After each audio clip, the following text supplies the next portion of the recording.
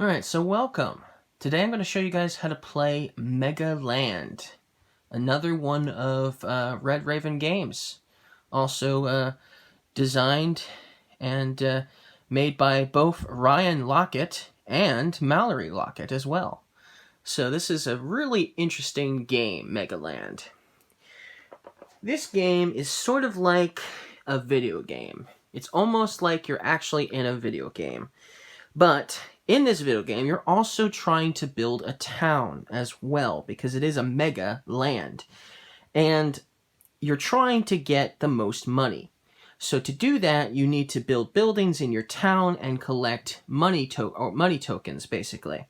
The first player to reach 20 ends the game. So that's kind of interesting. So everybody will start with 4 hearts in this game, because you see this game takes place with 3 phases.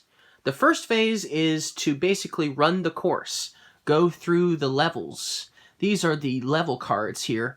You're going to go through each of these. There's 10 of these, I believe, and you're going to basically reveal the top card, whether it be a monster or something like that, and you're going to receive the damage. So you're not going to fight any monsters. There's no fighting monsters in this game. You're just going through the levels and trying to survive as long as you can. This is a push your luck style game. So when you enter, for the first phase, when you enter the basically the dungeon, if you will get one of these treasure cards. Each player obviously will get one each, because each player will have to take on the first level first. So then these treasure cards come in variety of different treasures. Carrots, stones, there's gears, there's crystals, there's ostrich eggs, and there's fish. So there's, several different varieties of treasures you're going to try to obtain. And so each player is going to get one of these. They're going to put it above their injury card here. This is an injury card, okay? And like I said, it's a push your style game. So if you have a bunch of treasures, for instance, and you die down here, meaning you lose all of your hearts, all of the treasures you found are now gone. So let's just do a demonstration of my my injury thing here. So we have my injury card. So I have 4 hearts. Everybody starts with 4 hearts in this game. You can get more, and it's wise to get more hearts. So let's see what the first level is going to be. It's the rabbit. So the rabbit here is going to do 1 damage. So every player would then automatically receive 1 damage, 1 injury. Okay? Now, another interesting thing that this rabbit will do is if you have 3 carrots, meaning you have to have 3 carrots.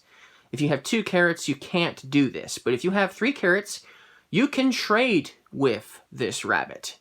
And then if you do, you'll basically discard the 3 carrots, in a sense giving it to him, to trade for 3 treasure cards. So then you'll just draw the top 3 treasure cards. Now, of course, there's no guarantee you'll get something completely different. You could end up drawing 3 more carrots. That's just kind of how it is. And that is possible because if you look at the carrots, there's actually 30 of them in the treasure deck. So you'll run into a lot of carrots because there's 30 of them.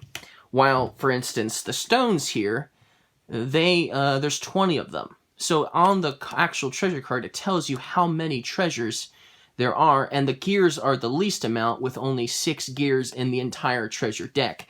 So not very many of them. So basically, you've received 1 damage. Now, if you look closely, there is an arrow at the top.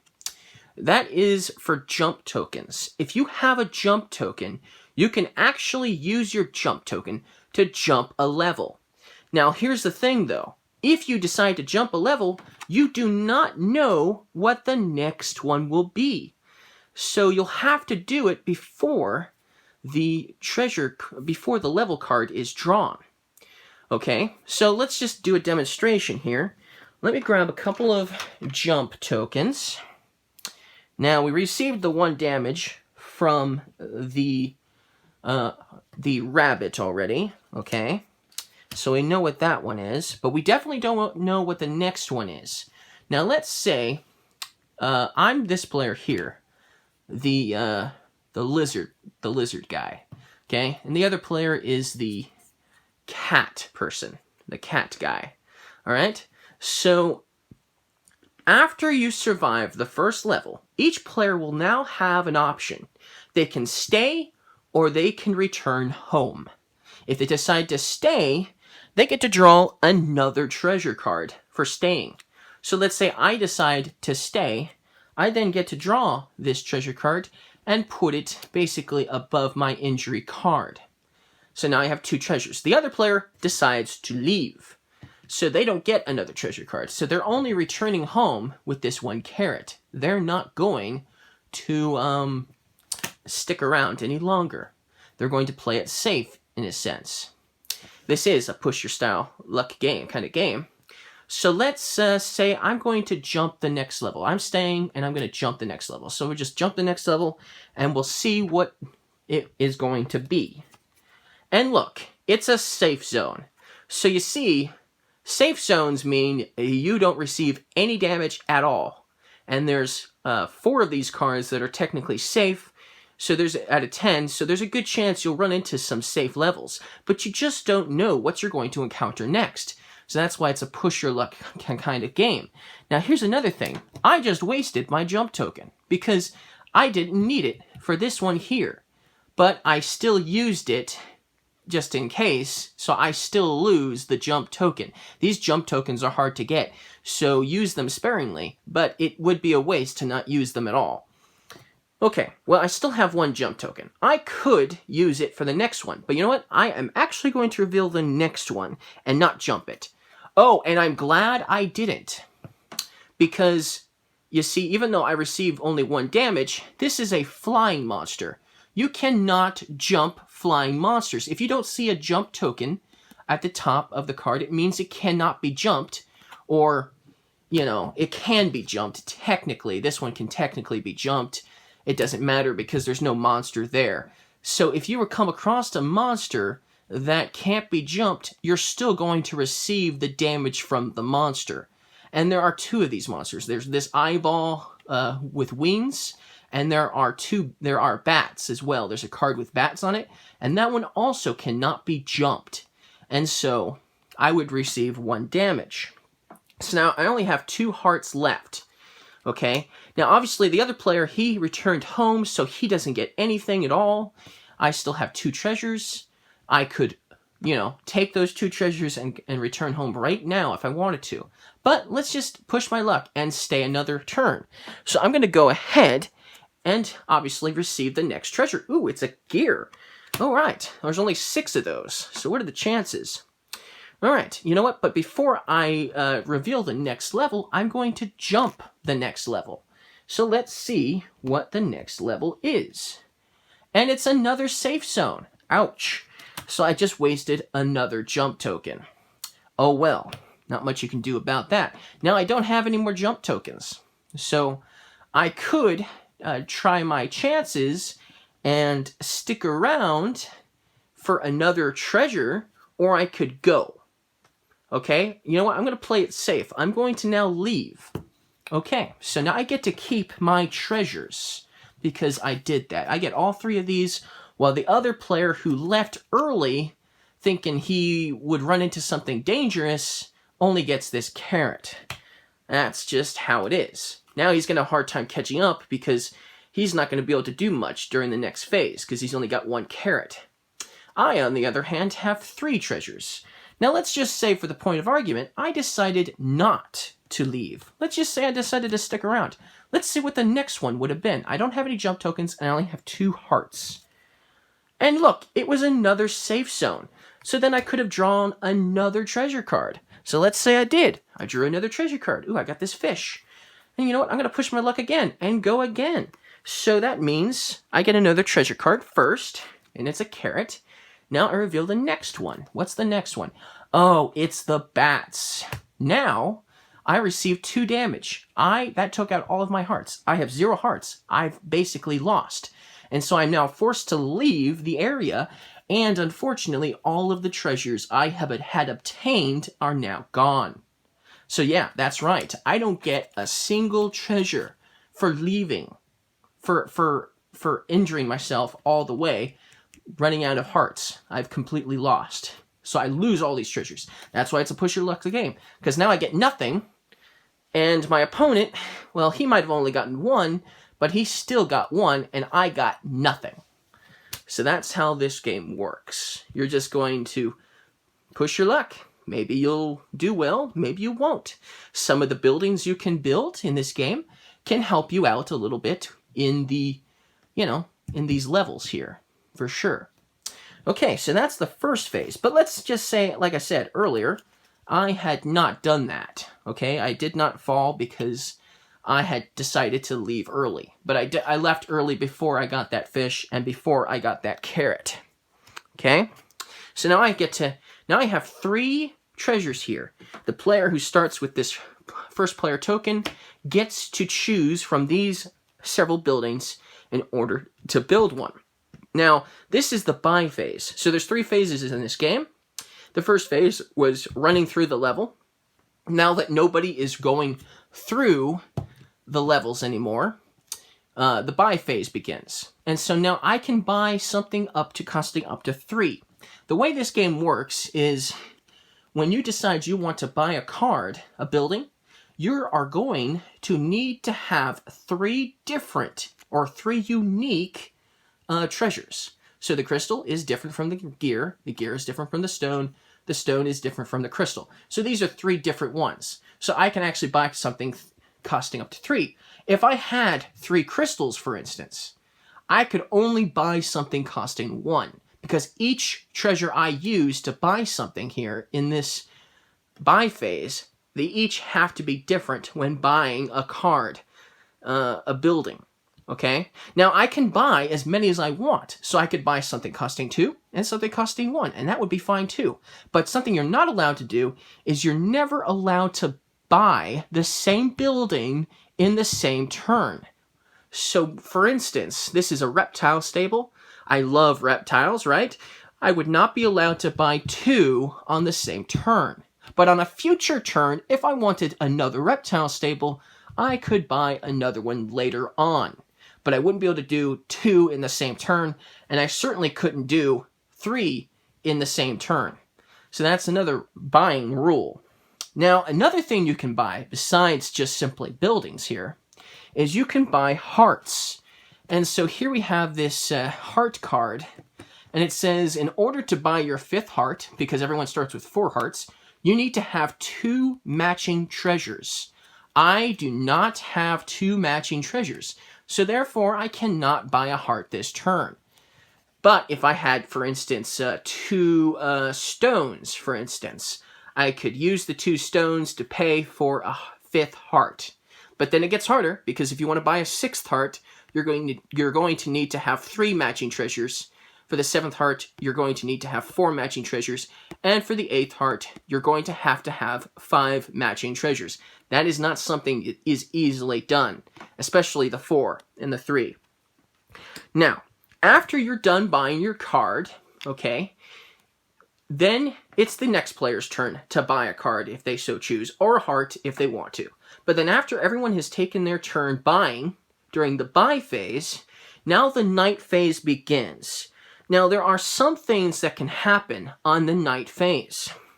For instance, one of the things that can happen is, will happen is, let's say I have 3 treasures here. I didn't decide to buy anything. I decided to hold on to these 3 treasures because I want to buy something better and bigger and better, right? Well, if this is the first round and you have no buildings, that's a bad, horrible move, especially if you have 3 treasures. Because you see, at the beginning of the night phase, you have the option to store your treasures. And if you do not store your treasures, you lose your treasures at the beginning of the night phase. So therefore, it's in your best interest to buy something and build with it. Otherwise, all the treasures that you had found are now lost. So you don't want to do that. That would be a bad move. So obviously you have to build a building to utilize them. But let's say, for instance, I didn't want to spend all 3 of these on something costing 3. Let's say I wanted to buy, for instance, the gym here. This one costs 2. I could put the gym here into my town. I could use the 2 different resources, to pay for the gym. And now I still have 1 treasure left. Now it's the night phase, okay? And I have a building. I have this gym. For each building you have, you may store 1 treasure, basically. 1 treasure per building. So now I can save this gear for later, and I don't have to worry about losing it anytime soon. It'll stay there on the gym until I'm ready to use it for something, obviously. So that's basically how it works. Once you store a treasure, it's safe. So let's say you have a whole bunch of treasures and you have a whole bunch of buildings and you've stored a whole bunch of treasures in those buildings. And let's say you basically lose all of your hearts here in the on these monsters here. All of the treasures you obtained there, you lose, for sure. But the treasures that you stored are still safe. So that's what's so great about, that's another thing that's so good about storing treasures, is you still don't have to worry about losing them to those monsters, which is pretty nice. So that's what you do in the night phase. Now, something else you're going to do in the night phase is all of the hearts basically get replenished. So all of the hearts you have just automatically get replenished. So you'll once again have 4 hearts, maybe more, if you decided to buy a heart. Purchase one, that is. And then there's one other thing that might happen in the night phase as well. Some of these cards have a moon on them. There's 2 of them in this game that have it. The fishing pond has a moon symbol on it. And the lodge also has a moon symbol on it. During the night phase, you then, if you have these buildings in your town, you then get the corresponding item. If you have the fishing pond, you get a free treasure. And the cool thing about this is, this will take place after you have to either store your treasures or lose them. Meaning that the fishing pond basically gave you a treasure, and now you don't have to worry about losing it until the next night phase. Or until, you fall in the levels, obviously. Or something like that, for instance. So that's how that's going to work. But still, you get a treasure, which is nice. And you don't have to worry about losing it anytime soon, probably. And then, of course, with the lodge, you'll get 2 coins during the night phase. During each night phase, for each lodge you have, you're going to get 2 coins. Same thing with the fishing pond. If you have more than 1 fishing pond, you're going to get more than 1 treasure during the night phase. So that's what's really nice about building buildings that have a night phase on them, is you're going to get stuff every night phase, which is really cool. All right. Now, some of these buildings, they don't work with the night phase, but some of these buildings will give you point tokens right away. For instance, the sandwich stand, which is probably the easiest one to obtain. It only costs 1 treasure to obtain it. Once you put it in your town, you're going to automatically get 1 point token, or 1 treasure token, if you will.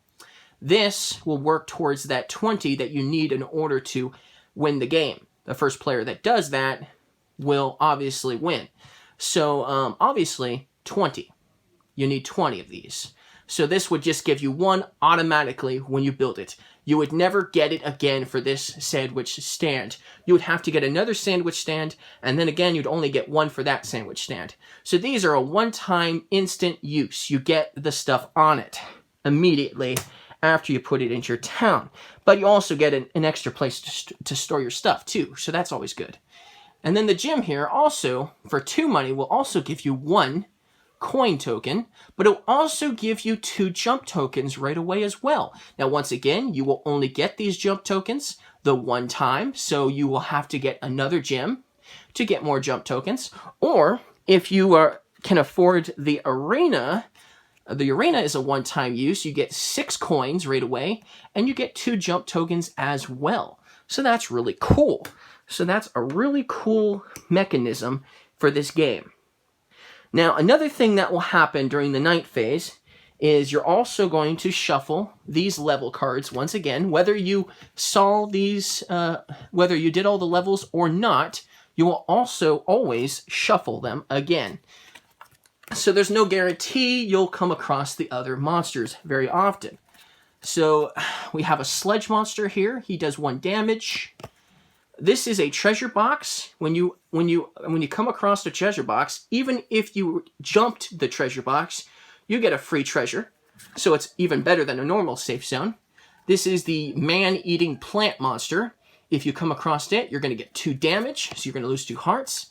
This is the red serpent. Now, the red serpent is another one of those monsters that can be jumped, just like the plant monster. But if you come across it and you didn't jump it, then you're going to receive 3 hearts of damage. Ouch! In the beginning of the game, you only have 4 hearts. So if you come across this in the beginning of the game and you only have 3 hearts, you automatically lose, obviously, because no one will have a jump token in the beginning of the game anyways. But still, that's powerful. And it's only 1. So there's only 1 of these in the entire levels. So the chances of you coming across it could be slim, or it could be quite often too. I guess it just depends on how well it was shuffled. Now, the bats are the other monsters that can't be jumped. So if you used a jump token to jump this level, and it turned out to be these bats, you lose the jump token, and you still receive 2 damage, just like everybody else. Okay, and then here's another safe zone, and a safe zone, and here's another monster that can't be jumped, and you receive 1 damage from this one, and another safe zone, and then obviously the rabbit, you receive 1 damage, and you can trade with the rabbit, and then back to the sludge monster. Now, there's a couple of cards here that actually work with some of these monsters. The sludge monster here, which only does 1 damage, right? If you have a building called Soap Makers in your town, and we just so happen to have that out right now, if you have the Soap Makers in your town, and you come across the sludge monster, you get to ignore the sludge creature damage, meaning you don't receive any damage, and you also get to draw 1 treasure when you encounter it. So that's really cool. So getting this might be useful if you think you're going to come across the sludge monster quite a bit. So that could be pretty useful. Another thing that could be very useful if you can afford to purchase it is the Temple of Zaz.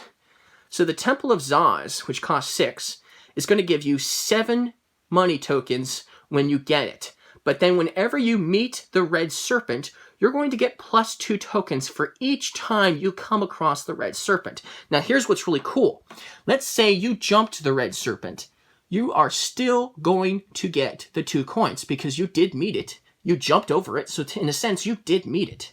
Now, let's say you faced the red serpent and it wiped you out, took out all of your hearts. You fall. You lose all your treasures, but you still get the 2+ tokens anyways, because after all, you met the red serpent before it wiped you out. So still, you're going to get that. So the Temple of Zaz is totally worth getting if you can manage to obtain it, especially if you encounter the red serpent quite a bit. So that's another building that's really cool in this game. Now, I'm not going to explain the rest of the cards. I'm going to do a separate video explaining all of the cards in a separate video, or videos. But there was something I will mention. The 6 cards here on the top, the sandwich stand, the cafe, the arcade, the Bazaar of Oddities, the hotel, and the Temple of Zaz. Those 6 cards will always be in the game. You will always have them. Now, these cards, you'll notice there's more of these down here. There's actually 7. And there's actually 17 in total of these. But you're only going to play with a maximum of 7. So it'll add some variety to each game, because you'll have different buildings. Or, after a few games, you'll probably have played with all of them by then. But still, you'll have some variety as well. So that's really cool. And these are randomized. Although, if it's your first time playing, it's good that you have at least one that costs 1, at least one that costs 2, at least one that costs 3, at least one that costs 4, and at least one that costs 5. And that's the highest they will go. Only the Temple of Zaz is a 6 costing card. So that's basically pretty much everything I wanted to explain about how this game works.